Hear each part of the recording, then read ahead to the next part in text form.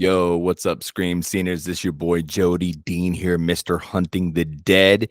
And today I'm starting a new segment that I'll be doing right here on the Scream Scene once a week. Still going to continue doing the podcast, random chats about movies coming out, things going on in the horror world, the filmmaker world. But today I want to talk to you guys one-on-one. And hopefully this is reaching some filmmakers out there. The whole point of the one-on-one segment is it's me and it's you, and I want to try and help people. And I'm not going to ramble on about how I'm going to do that. I'm just going to do that. So today's topic is, how can you make a movie if you don't have enough to make a movie? I was there in my 20s, and when I say I didn't have enough to make a movie, you think about the average person watching this right now. Maybe you're an aspiring filmmaker, maybe you've thought about being a filmmaker, you haven't even dipped your feet in the pool yet of filmmakingness. You're in the beginning stages. It's just something that's always been attractive to you. So if you think about this, the average person watching this right now, what would you guesstimate that it would cost to make a movie? Even an indie picture, no CGI, not a lot of actors, simple locations, a shorter script, maybe an hour, 20 minutes runtime, pretty standard for us horror filmmakers, right? What would you guess? I want to know in the comment section below. Of course, your budget can always change. It can always range. It is very important to sit down and write down, do like a web. Like, remember how we used to do in school? I still do webs. That's one thing from school that I still use. But sit down and make a web about all the things you're going to need to make your movie.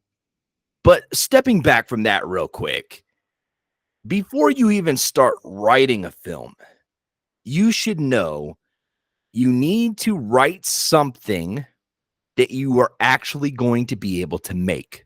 In other words, if you don't have access to a helicopter, do not put a helicopter in your script.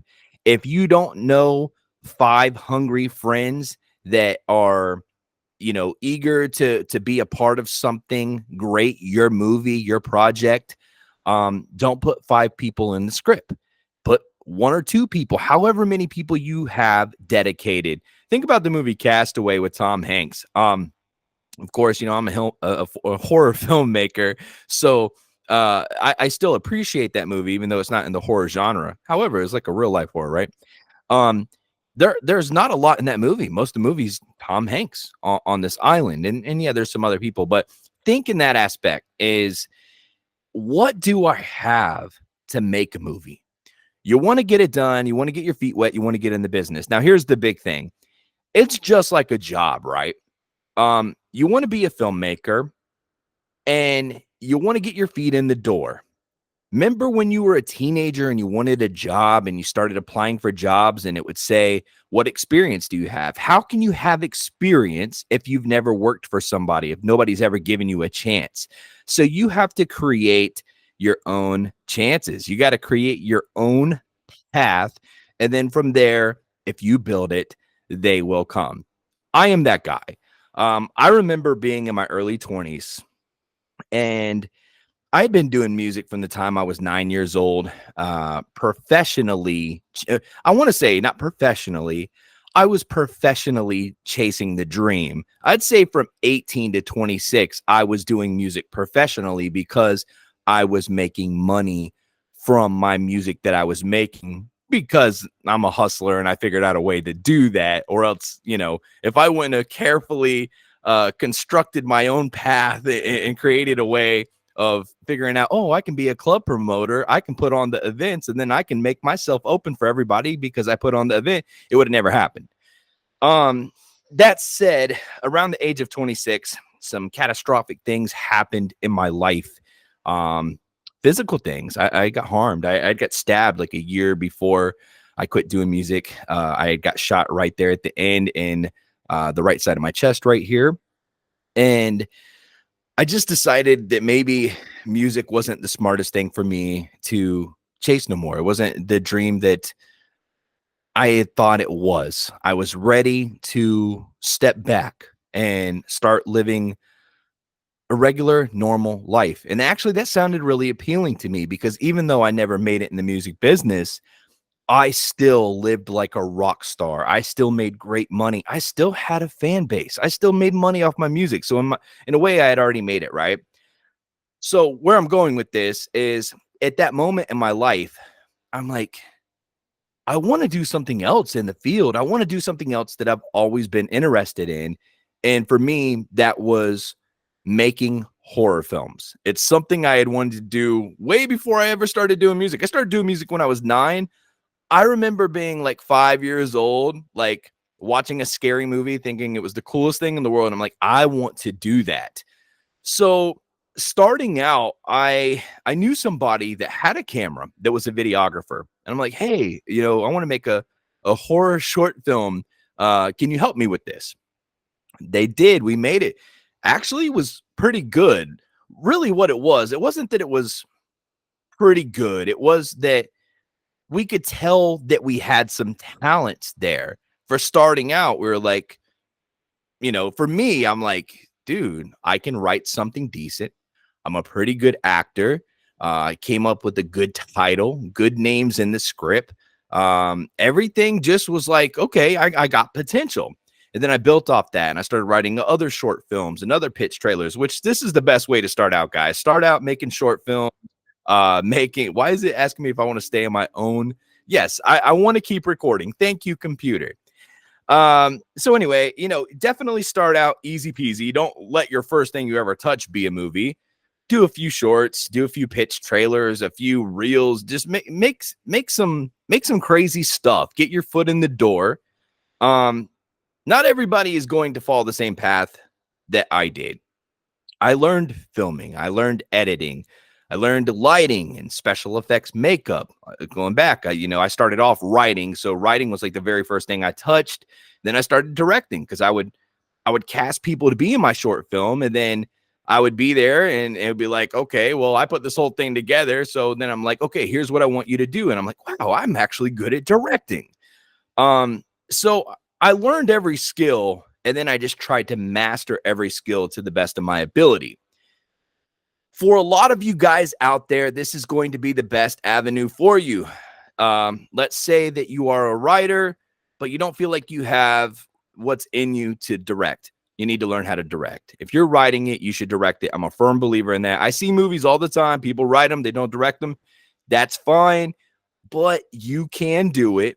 That is your time to step up, step out of your shell, learn these jobs. Okay. So if you learn all these jobs, then you need less help. When you need help, sometimes that means you're going to need money. That means you're going to need to know a lot of people. It's going to take longer to get your project off the ground, which means you're burning time, which means you're burning life, you're burning opportunity. You got to strike. You got to strike early, man. You need to get going today. If this is something you want to do, start learning today. Now, back then, I remember the people that were filmographers and were interested in what I was doing, and they wanted to kind of collab and hook up and help out.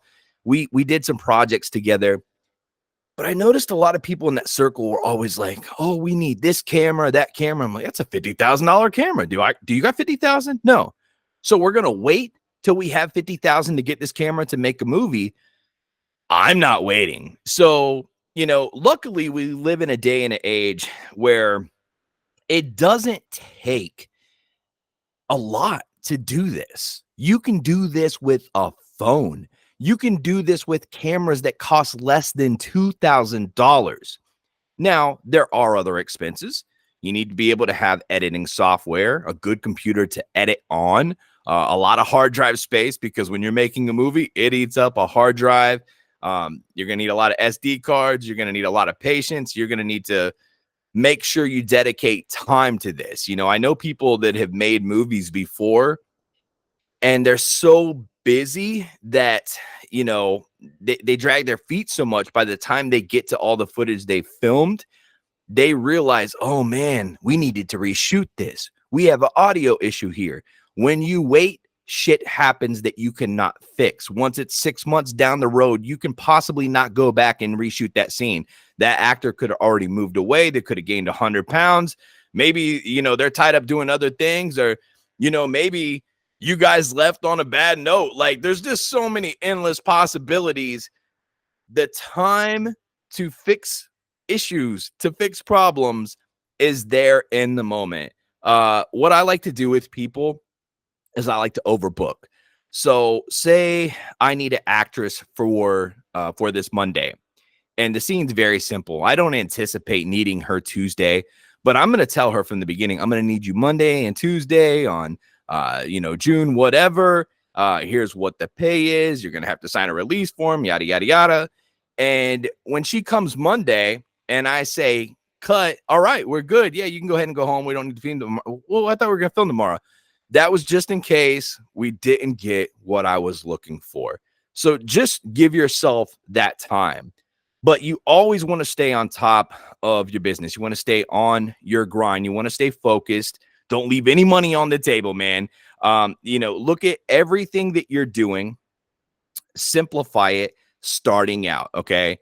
I just finished my second movie, but I have my third movie lined up and my fourth movie lined up. I'm to the point where I can do that. In my 20s, I'm going to tell you guys about something that, and all this is to, I'm hoping you take nuggets of inspiration from this, ideas. This may be able to help you future filmmakers, possibly my future favorite filmmaker, man. I really do. I want to see people be successful, especially this is the best thing, funnest thing I've ever done. Creating motion pictures is, it's unexplainable. It's unexplainable. It's magical. It truly is. But so in my 20s, and I hate talking about this, by the way, in my 20s, I made a feature film. Before I made this feature film, I maybe had 6, 7 short films under my belt that didn't land any awards. Nobody really hardly seen them except for people that might have been on YouTube. I did some pitch trailers for some people. I had wrote some scripts for some movies that actually ended up happening. I did some things. Like, I quickly learned that I was gifted to be in this lane. But I decided, like, I didn't want to wait on anybody else. Those people that were saying we needed this camera, we needed these actors, we need to pay our actors this amount of money. I'm like, stop saying we need to do this. Let's do what we can. And if nobody's on board with it, we find somebody else and get them on board with it. If this actress wants a certain amount of money, guess what? If we can't do it and she doesn't believe what we're doing, let's find somebody that's not an actress and let's sell them our vision and let's see if we can get them on board.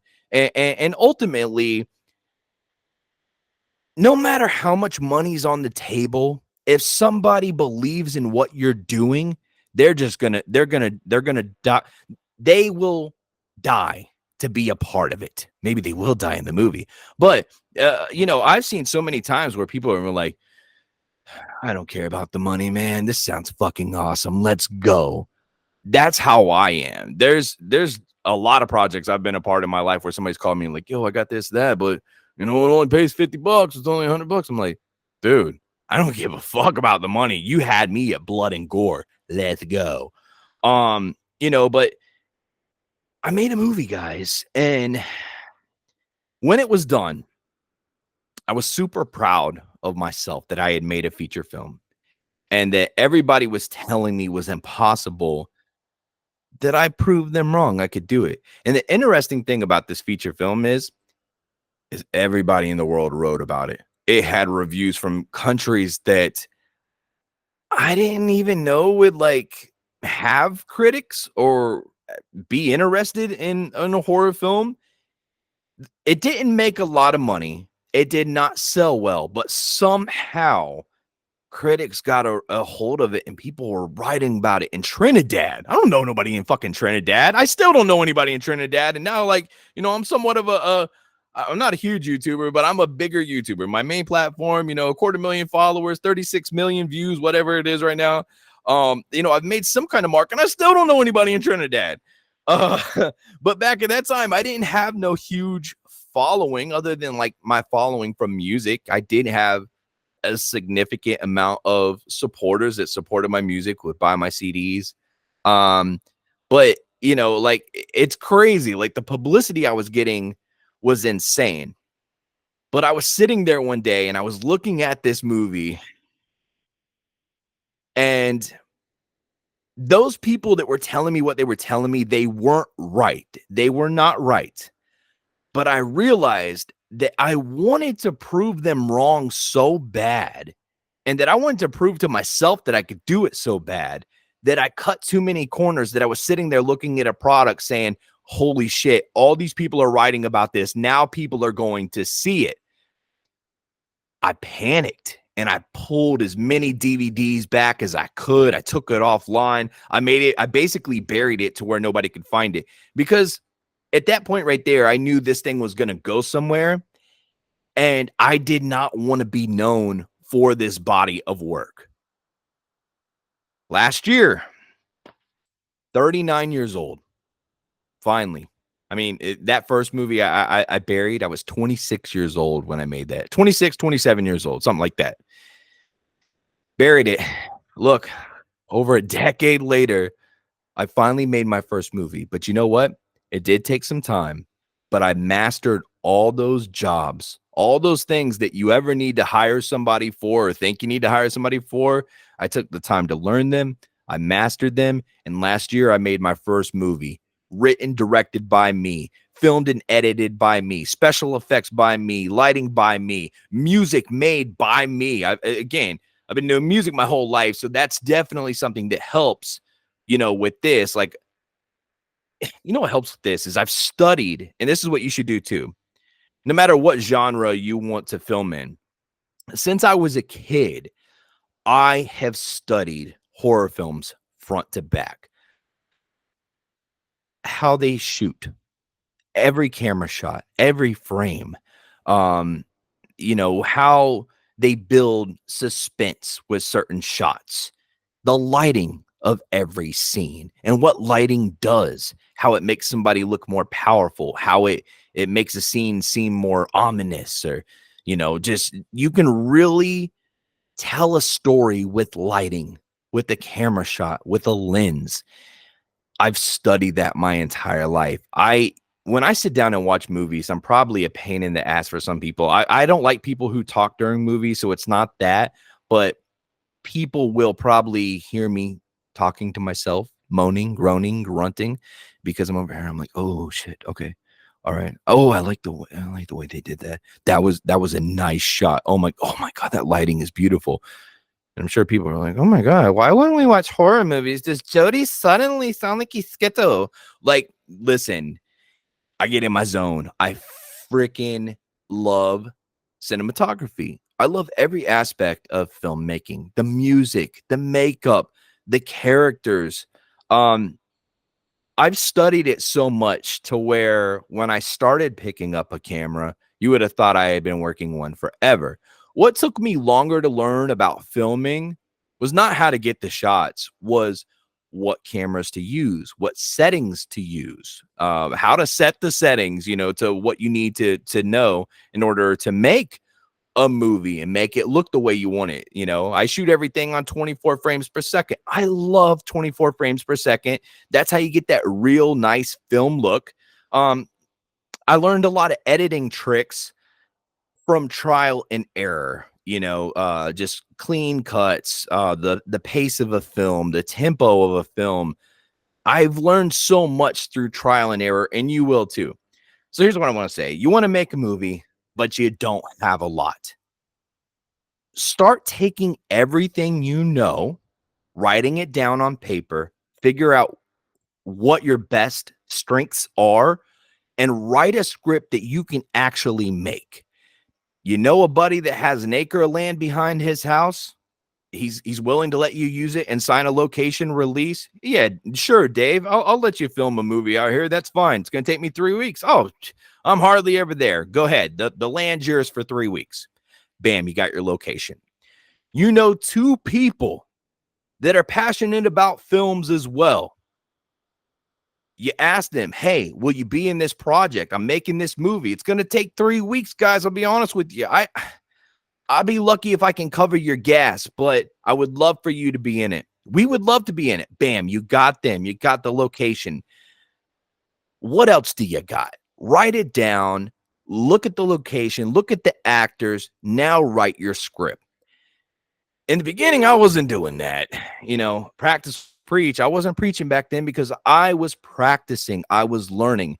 Now I have some knowledge to bring to you guys. I just finished my second movie. It looks phenomenal. And here's a bit of inspiration. This is not bragging. I'm hoping that this is inspiration for you guys. Yes, I am a YouTuber. Yes, I do have a following now through YouTube, through music, through my haunted house attraction, Dean's Haunted Mansion, through an app I created, Scaranoia app. Yes, I've done a lot of things. But none of my supporters would I have ever thought in a million years would buy 7,600, whatever copies it is right now of my first movie. Some people say, well, that's ludicrous, Jody. You have 250,000 followers. No, it's not. I can drop a t-shirt this month and I don't sell 1,000 t-shirts this month. And 7 months, I sold like 6,000 something DVDs. Now it's been like almost a year later where we're at like 7,600 and something, whatever it is. But I had no idea that they would come and they would support my first movie. People loved the trailer. People started buying it and people see other people buying it. And it started a reaction where other people were like, oh, I'll give it a try too. And then they would see people's comments about it. Like, hey, that was actually really good. I was impressed. I didn't think it was going to be great. A lot of people said it was great. I'm very modest about it. I'm a realist. I never anticipated, and I never want to either. I'm here to make B movies. I'm not sitting down saying, yeah, this is going to be a blockbuster. I don't do that. I don't lie to myself. I made the first movie. Like, I did every job. I did, what the hell is that? You son of a bitch. It just stole my screen time. Did you guys see that? Look at that. Watch. Is it going to do it again? Probably will. It did it again. Oh my God. Fucker. Let me get you a little thummy right there. Anyway, my first movie, I spent $10,000 cash on making. However, I used locations that I owned already. I used things that I had already. Like I said, I learned my lessons. I do practice what I preach now. And I used everything that I knew I could to make the movie. And I spent about $10,000 actually making it. However, that's not what my time is valued at. I put so much sweat equity into the first movie. I would say, again, if you were to hit me up right now and say, hey, I need you for 5 months of your life to come do special effects makeup for me, Jody, on this movie, I'm going to charge you $60,000 for 5 months of me doing special effects makeup for you. And that's probably lowballing it, honestly. That's assuming I really want to do it. Then you say, Jody, I need you to write the script for this movie. What do you need? 270 pages, something like that? Okay. If you want me to knock it out in like a week, $10,000, maybe 15. Okay. You want me to come and film and edit this whole thing? You're definitely talking probably like $100,000 at least for 5 months of my life. Filming, editing for you. That's charging my batteries. That's dragging my camera all around. That's filming. That's making sure you get all these shots, setting it up, doing lighting. That's actually pretty cheap. But at the end of the day, if I had to think about all the jobs I did and what my time would be worth, if I had to pay myself for those, definitely at least $500,000. If you're an indie filmmaker, $500,000 is not a lot of money. Okay. It's a lot of money to anybody, but when you're making a movie, that is not a lot of money. Now the crazy thing is I made the first movie on 10 grand and I've made the second movie on 10 grand. But again, I'm doing all these other jobs. So is my budget 10 grand or is it $500,000? You got to put value on your time, but at the end of the day, unfortunately, on paper, you're going to work for free. And if your project doesn't do good, that's just what it is. You just worked for free. I could have very easily spent the 10 grand, spent 6 months of my life making the movie, and it completely tanked. I actually thought it was going to, I didn't think it was going to tank. I thought that we were going to probably sell 500 to 1,000 copies maybe in 6 months. I know that's low, and a lot of people told me I was crazy. Like, what are you talking about, bro? Like, you were so like undervaluing yourself. And it's not that. It's just I'm a realist. I didn't think like people know me for paranormal stuff and scary adventures. They didn't know me, even though I've been a filmmaker forever and I film content. The content I do on YouTube, I'm walking around holding the GoPro camera. I'm not putting no effort into it. Like, it's the effort is me entertaining people and me going around the physicality of it. Like, they're very simple videos to put together. I don't think a lot of people knew like I could tell a story with a camera. So I thought, and maybe still I got lucky with the first movie. Maybe the second movie won't do as good. Here's the good news.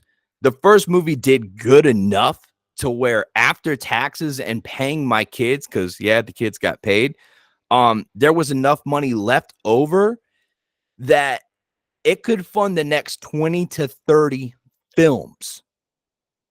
20 to 30 films.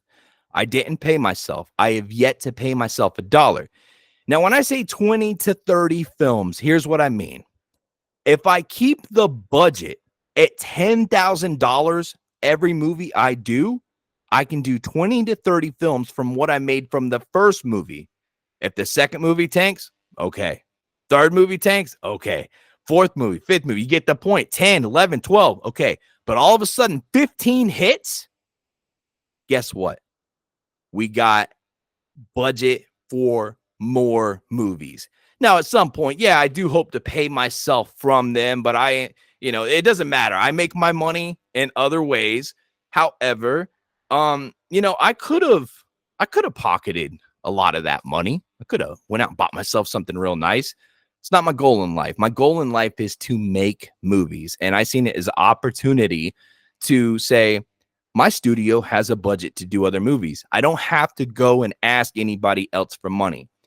I'm hoping that these nuggets of knowledge, they get to you, that you feel them. I don't want you to hear this. I want you to feel this. You want to be a filmmaker.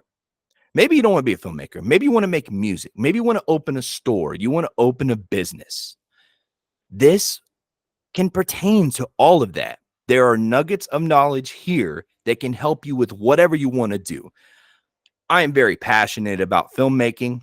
I love filmmaking. I love horror. So I'm hoping that a lot of people that were where I was at can see where they can be. You have to be patient. You can't give up. You got to work relentless. And when you get to where you want to be, you got to work 10 times harder to stay there. I've always said that the story will never change. That is the truth.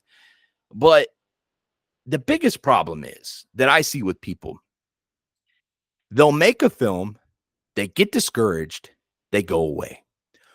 Or they make a film and they make so many mistakes along the way that they end up having to put it out just to be able to hope, just in hopes they can make back the money that they lost. And they've put out a mess now that they're not proud of. That will never be me. If I am not happy with the movie, I don't give a fuck how much money we just spent to make, how much time, 6 months of our life, $10,000, 20, 30, 50, whatever, 100.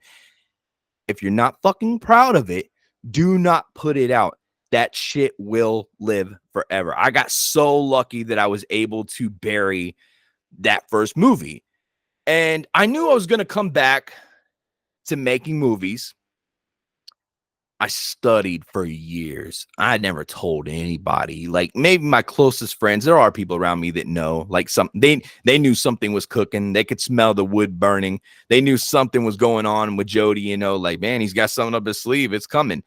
And last year I said, it's time to fire this rocket off. Let's get this thing going. We did Mallet 1, The Nightmare Begins. It did good enough that the beginning of this year, January, we started Mallet 2, The Nightmare Continues. We wrapped towards the end of April. The anticipation for this film is amazing, considering I just dropped my first movie a year ago and there's already people that are lined up ready to pre-order. Now, will this movie do as good as the first one? You would say, well, people love the first one. So many people bought the first one. I'm going to say they're probably looking for the second one. Yes and no. Here is why. Because a lot of people, when I say this, I'm probably talking about maybe like 60-40, like 60% will probably rebuy something I put out again. And then 40% may say, it was a good movie, but I don't know if I'll support him again in the future. I've done that. I'm not mad at that. That doesn't hurt my feelings at all. And maybe that's not the truth. Maybe everybody will support it. We won't really know. Nobody really knows until they put these movies out. But that's okay. Like I said, we've left room for us to fail. And you can't be discouraged when you fail. Failing is amazing. I know a lot of people are saying, what the fuck are you talking about? What did I just come into in this video? Failing is amazing? Yes. You can't win unless you fail. You have to learn from your mistakes. You have to grow from them. That's what I did. I put out a piece of shit movie in my mid to late 20s. Wasn't happy about it. It ate me up for a while. And I said, well, you know what? Fuck letting it eat me up. What didn't I like about it? Well, some of your shots were out of focus. You didn't use you don't have to use the best camera, but I did say, man, I could have used a little bit better of a camera. You know what I really could have used a little bit better of? Experience. So I took the time and I learned a camera. What else wasn't great about it? Well, there were some shots that were overexposed. You got to get this lighting under control, Jody. Practice with lighting. Study lighting a little bit more. I did. There weren't a lot of things that were lacking, but they were just things that really bothered me. It's not what I want to be known for. Mallet 1, I'm happy to be known. Is it a great film? Probably not. Is it a good film? Yes, it is a good film. It is worth the price of a meal. It's worth the price of a sandwich. If you can make something that you yourself can say, I would buy that. I would sell that to somebody. I feel comfortable selling that to somebody because I'm not going to be that guy that's going to, and you shouldn't either. You should never be like, try and make something to sham people. Like, ooh, I'll give it a really cool cover and everybody's going to buy this and it's going to suck, but it's okay. And we'll just keep doing that. Like, no, well, you can do that. And people do that. But that's not what you should do. You should make things that you are proud of. Because if you like it, there's something you like, there's somebody out there that likes it too. I've seen that throughout my whole life, man. I've heard people tell me like, man, he's really into, like Halloween and shit. Like, there's not a lot of people out there like, yes, there is. Are you crazy? Halloween's one of the most loved holidays in the world. It's one of the most loved things in the world. Halloween is the best. But if you like something, there's somebody else that will like it. And that's it. You gotta like it. So if you want to be a filmmaker, get off your ass and be a fucking filmmaker today. You can do it. You don't need a $50,000 camera. You don't need a $10,000. You don't need a $5,000. I know people that have made movies with like $600 cameras, $700, $1,000. At the end of the day, if you are good, if you know what you want, you can make that vision you have come to life. And if you're patient, you take your time, you figure out what's wrong. And if you're not happy with something, reshoot it. I don't have a lot of reshoots no more. Back in the beginning, in the 20s, man, we constantly reshoot stuff. Now I don't. I know if it's going to work because when I'm filming it how I'm going to edit it. And I'm looking at it right there saying, okay, am I going to be able, I'll on playback, Am I going to be able to edit this? Am I going to be able to make this look the way I want and flow the way I want? We got this shot. We're good. Let's move on to the next thing. Run and gun. That's another subject. That's another time. That's another video. But hopefully you guys like this. Smash that thumbs up, comment below, share this on social media. I love you guys. I just want to see you be successful. The number one thing I want you to take from this is if you want to be a filmmaker, just do it. Think about the process. Don't overthink about the process, and do what you can do with what you have to do it. I'm Jody Dean. This is the Scream Scene. I'll see you guys in a few days, but until then, sweet nightmares. I love you all.